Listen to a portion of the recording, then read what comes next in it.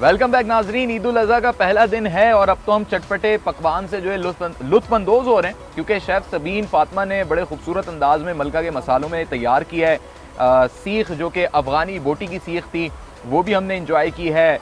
Mutton भी बड़ी ज़बरदस्त बनी है, मटन कढ़ाई। और ये एक इन्होंने बनाया जी चिकन करी। तो मैं जब इसको निकाल रहा था डिश से तो मेरे जहन में सवाल आ रहा था कि चिकन कढ़ाई और चिकन करी में क्या फ़र्क है। तो ये शेफ़ सबीन ही ज़्यादा बेहतर बताएंगी, बताइएगा। जी बिल्कुल मैं बताऊंगी। देखें, करी जो होती है, करी के अंदर ग्रेवी ज़्यादा होती है और कढ़ाई जो होती है वो खुश्क बनती है। और करी के अंदर जो है अगर आप चाहें तो टमाटर के साथ दही का भी इस्तेमाल कर सकते हैं, वरना सिंपल आप चाहें तो टमाटर इस्तेमाल कर लें और उसको पेस्ट बना के उसमें इस्तेमाल करें तो वो करी की फॉर्म में आ जाता है। बाज़ लोग उसके अंदर बेसन का भी थोड़ा सा इस्तेमाल करते हैं, वरना चावल के आटे का भी इस्तेमाल किया जाता है। मुख्तलिफ कम्युनिटीज़ जो होती हैं वो मुख्तलिफ तरीके से वो बनाती हैं। ठीक है, क्योंकि मैंने मलका फूड वालों का बनाया था, वो एक ही रेसिपी से तैयार किया गया। अच्छा सबीन, हम वक्फे पे जाने से कबल बचपन का सबका हाल अहवाल जान रहे थे। जिया ने तो बड़े मज़े ले लेके अपने वाक़यात बताए। आपको बचपन से ही पकाने का शौक़ था? बचपन से तो नहीं था, लेकिन ये है कि शादी के बाद हुआ? ऐसी समझ लें। तो शादी के बाद आप क्या वो जो होता है ख़वातीन पका रही होती हैं हस्बैंड को, हस्बैंड पक जाते हैं बातें सुन सुन के वो वाला मैंने पकाना अपना ध्यान वहाँ दे दिया। नहीं, असल में बेटी जो थी मेरी स्कूल गोइंग जब हुई, तो क्योंकि बेटी माशाल्लाह मेरी सिंगल है, मैं हमेशा प्रोग्राम में और आर्टिकल्स में शेयर करती हूँ, तो जब वो स्कूल गोइंग होती मुझे बस ये होता था कि मैं घर में रहूँ और कोई काम करूँ ऐसा जो मैं घर में भी मौजूद रहूँ, बेटी को भी टाइम दूँ, फैमिली को भी टाइम दूँ। तो ये मैंने अपना खाने पकाने का काम जो स्टार्ट किया था। अच्छा। एक बिजनेस पॉइंट ऑफ व्यू से मैंने शुरू किया था, जिसको खाना फूड सप्लाई अच्छा के हवाले से। उसके बाद मैंने मुख्तलिफ जगह से कोर्सेज वगैरह किए, मुख्तलिफ रेस्टोरेंट से किए, सही, और गौतम से किया, मुख्तलिफ जो इंस्टीट्यूट है वहाँ से मैंने कोर्स किए। और क्योंकि हमारी फैमिली में ज़्यादातर रुझान खाने पकाने का बहुत ज़्यादा बड़े बड़े देहों में, पतीलों में था शुरू से। तो वो एक मतलब आपकी फैमिली कहाँ से बिलोंग करती है? मेरे जो दादा हैं, दादा हमारे जो है इंडिया से, अम्बाले से बिलोंग करते हैं। तो दादी जो वो बड़े पतीलों में, और पतीलों को वो कलई वगैरह लगा के और रख देना और फिर ईद पे उसको इस्तेमाल करना, तो वो हलीम बड़ी बड़ी। तो मुझे भी आदत वहाँ से ज़्यादा पिक हुई हुई थी मेरी, तो मुझे कोई मुश्किल नहीं हुई अपने काम को बढ़ाने में या अपने काम को अर्न करने में, मुझे कोई प्रॉब्लम नहीं हुई। तो बचपन में जब बकरा ईद आती है, जब आती थी, तो उस वक्त आपका क्या रुझान रहता था? क्योंकि अक्सर लड़कियां, ख़वातीन, बचपन तो सबका ऐसे ही गुजरता है कि जी वो डरते हैं, देखा भी नहीं जाता, गोश्त पकाया भी नहीं जाता, बड़ी मुश्किल से पका पाती हैं। तो आपका क्या बचपन का हाल था? अब बचपन का हाल तो ये था कि जब बकरा आता था, शुरू से बकरा आया, हमने तो देखा जब छोटे थे, तो बकरा आता था, उसको लेके जाते थे, घुमाते थे और बस घुमा के ले आते थे। जब हम सो के उठते थे तो वो बकरा हमारा बेचारा कटा हुआ होता था। अच्छा, सो के उठे तो बस गोश्त आ रहा है घर ब्रेक में जा चुका होता जी, वो समझे ब्रेक पे चला, क्योंकि अब्बू को पता था कि हम जो है वो देख नहीं पाएंगे, शोर शराबा करेंगे, रोएंगे। तो वो इससे पहले ईद की नमाज पढ़ के आने के बाद और बकरे की कुर्बानी हो गई। कुर्बानी होने के बाद गोश्त वोश्त उस वक्त इतना ज़्यादा था भी नहीं कि गोश्त पकना है, दादी सारा पकाती थी। तो हम बस बकरे को घुमाना है, दैट्स इट। अदरवाइज यही शौक बेटी के अंदर भी है, उसको भी है कि अभी तक बकरा आया नहीं है। अच्छा, और ये कब बड़ा आएगा। अच्छा दौर होता था उस वक्त कि लोग बड़ा महफूज भी तस्वुर करते थे, कम्युनिटी सिस्टम होता था। जी बिल्कुल। अब आजकल चूँकि ज़्यादातर अपार्टमेंट्स हैं और लड़कियां जो हैं वो घुमाने बकरा निकलती हैं, तो पीछे बहुत सारे लड़के भी जो है ना वो साथ साथ चल रहे होते हैं। हाँ। तो उरूज ये बताएं, ये जो आजकल एक ट्रेंड बन गया है कि मतलब लोग घुमाना भी चाहते हैं, लड़कियां जो है ना बड़ा फ्री होके बकरों को घुमाना फिराना चाहती हैं अपने जानवर को, लेकिन जिस तरह लड़के एक हुजूम होता है वो बेचारी थोड़ी कंफ्यूज हो जाती हैं, हेजिटेट होती हैं, और उस तरीके का माहौल हमें नहीं मिल पाता। हाँ। ऐसा है? ऐसा ही है, लेकिन शादी से पहले बहुत घुमाया बकरा भी। अच्छा, शादी के बाद वो सारे इसलिए साथ होते कहीं बकरा भाग ना जाए। बकरा भाग ना जाए। मतलब एक बकरे की रस्सी होती है लड़की के हाथ में और पीछे कई बकरे साथ चल हाँ, रहे होते हैं, बिल्कुल ऐसे उस ही, हाँ। बकरे की खातिर कि वो भाग ना वो जाए। भाग ना जाए। लेकिन मेरा बचपन बड़ा टॉम बॉय अंदाज में गुजरा। अच्छा, हाँ, मेरी और भाई की बहुत बनती थी, उसी ने ही समझ लें मुझे टॉम बॉय बना दिया था बिल्कुल। सही है। तो तो उन्होंने वो बाइक मुझे भी कहता चलाना था सिखा दी? अकेले बकरा घुमाओ, अकेले लेके जाओ।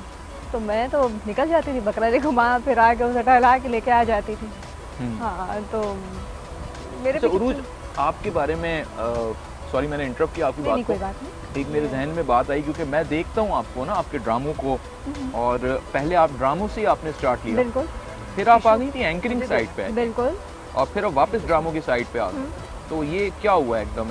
कोई ख्वाब आया आपको कि अब एंकरिंग करनी है, फिर वापस ड्रामों पे जाना नहीं है? नहीं, ड्रामों के दौरान मुझे ऑफ़र हुई शो की, तो मैंने हामी भर ली। फिर वो किसी वजह से रुक गया वो शो मेरा।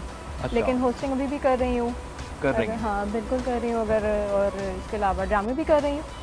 आपका सबसे बेस्ट प्रोजेक्ट कौन सा रहा? मुझे होस्टिंग बड़ा मज़ा आया करने में। अच्छा। हाँ वो मुझे बहुत बेस्ट लगता है अपना होस्टिंग। जो मेरा शो था ना वो मैं बहुत इंजॉय करती थी। मुझे मतलब ड्रामे में तो ये होता है ना कि हम सिर्फ स्क्रिप्ट के लिखे डायलॉग्स बोलते हैं, मगर होस्टिंग में मुझे इतना मार्जिन मिला कि बस अपना बोलो। और जो सिखाने वाले थे मेरे डायरेक्टर जो उस शो के थे, उन्होंने मुझे बहुत फ्री मार्जिन दिया कि तुम बोलो, अपना बोलो, कोई स्क्रिप्ट नहीं है, खुल के बोलो। मुझे बस समझा दी जाती थी थीम और बस अपने तौर से बोलो। तो मुझे जो बहुत ज़्यादा ग्रूमिंग मेरी हुई ना, बहुत ज़्यादा, तो मुझे उस शो से हुई। शो से? हाँ क्योंकि ड्रामों में स्क्रिप्ट होता है स्क्रिप्टेड होता और है सब। डायलॉग्स लिखे हुए होते हैं, जी तो आप बाउंड होते हैं। बिल्कुल।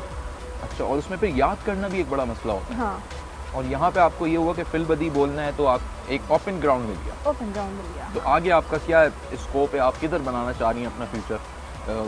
मतलब शोबिज़ की लाइन में अब एक्टिंग में ज़्यादा रुझान है या फिर होस्टिंग की तरफ आ जाएंगी? मौका मिला तो दोनों साथ साथ कंटिन्यू रखूँगी, क्योंकि एक्टिंग से भी बहुत लगाव है, एक्टिंग भी बहुत शौक़ है और होस्टिंग भी बहुत पसंद है। तो चांस मिला तो दोनों को मैनेज करके चलूँगी। और हस्बैंड की तरफ से सपोर्टिंग है वो बहुत ज़्यादा? वो खुद भी इसी फील्ड से। अच्छा। हाँ वो भी शो। तो बताएं भाई, उनका भी नाम बताएं, कुछ नाजरीन को बताएं। हाँ मुंतज़िर मेहदी नकवी उनका नाम है। सही है। और उनकी अभी फिल्म भी आने वाली है मस्तानी। अच्छा। हाँ तो इंशाल्लाह वो खुद एक्टर हैं, प्रोड्यूसर हैं, क्या हैं? एक्टिंग करते हैं। एक्टिंग करते एक्टिंग हैं? फील्ड से, जी हाँ। तो माशाल्लाह फिर आप लोग तो दोनों साथ निकलें तो उनके फैंस भी मिल जाएं, आपके फैंस भी मिल हाँ। जाएं, बल्कि एक उनके फैन मिल जाएं तो उनको 1+1 मिल जाए कि जी आपके साथ भी सेल्फी बनवा ली और ऑटोग्राफ ले लिया। बिल्कुल ऐसा ही है। ज़बरदस्त हो गया है। आप जी हाँ। बताएं, आपने कभी एक्टिंग की? मुझे मौका ही नहीं मिला।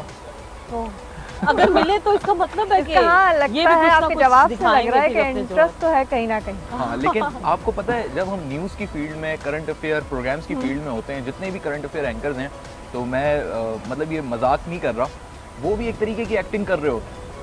हाँ एक्सप्रेशन उनके भी आ रहे होते हैं चेहरे पे। बिल्कुल। और कमांडर साहब हंस रहे हैं इस बात पे, ये सियासतदान भी एक्टिंग कर रहे होते हैं। बिल्कुल हो रही होती है। तो वो जिस तरह एक्टिंग कर रहे होते हैं, एंकर पर्सन भी जो है ना वो देख देख के उनको एक तरीके का एक्टर बन जाता है। बस उनकी और आपकी एक्टिंग में ये फ़र्क होता है, आप स्क्रिप्ट के अकॉर्डिंग चल रहे होते हैं हाँ। और वो एक सोच के अकॉर्डिंग चल रहे होते हैं। तो आप क्या समझते हैं कमांडर साहब, ये जो हमारे प्रोग्राम एंकर्स हैं पूरे पाकिस्तान के, किस तरीके की आप देख रहे हैं इनके मुस्तकबिल में चीज़ों को? पाकिस्तान के एक पॉजिटिव इमेज लेके जा रहे हैं मीडिया के ज़रिए, या फिर जो इमेज पाकिस्तान का नहीं जाना चाहिए वो जा रहा है?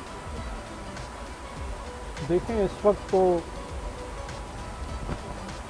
जो पूरा निज़ाम है मुल्क का, वही निज़ाम हमें मीडिया में भी नज़र आता है। बहुत बाइस्ड हैं चैनल, ठीक है। हालांकि मीडिया का काम ये है कि वो सच बोलें, मतलब और अच्छी चीज़ों की तशहीर करें, और कोई ऐसी चीज़ें जिससे मुल्क का इमेज मुतासर हो सकता है उसको उस तरह से ना उछाल के पेश करें। तो ये चीज़ मतलब सोची नहीं जाती, और बहुत सारी ऐसी चीज़ें वायरल कर दी जाती हैं जिसका अल्टीमेटली फिर नुकसान कौम को भुगतना पड़ता है। सही। तो इसको मैं गैर ज़िम्मेदाराना रवैया कहूँगा, क्योंकि मैं भी दुनिया में बहुत गया हूँ मुल्कों में, और मैंने बहुत सारे मुल्कों में बहुत पॉजिटिव कंट्रोल देखा है चैनल पे। स्पेशली ये गल्फ़ कंट्रीज़ जो है, दुबई वगैरह हम जाते हैं, तो वहाँ पे बड़े से बड़ा जुर्म भी हो जाए उसको वो मीडिया पे नहीं दिखाते, अच्छा, लेकिन सज़ा को ज़रूर दिखाते हैं। सज़ाएं ज़रूर दिखाते हैं ताकि उससे इबरत हासिल हो, ठीक है ना। जब आप जराइम दिखाते हैं तो उससे जराइम इनकरेज होते हैं लोग, ठीक है ना, और जराइम बढ़ते हैं।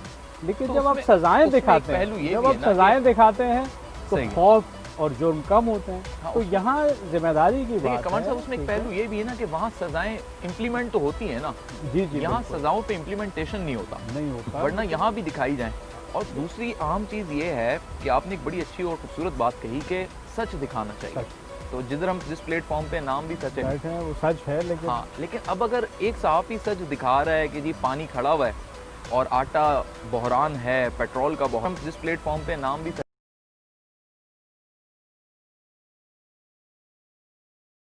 कि जी पानी खड़ा हुआ है, बहरान है, पेट्रोल का बहरान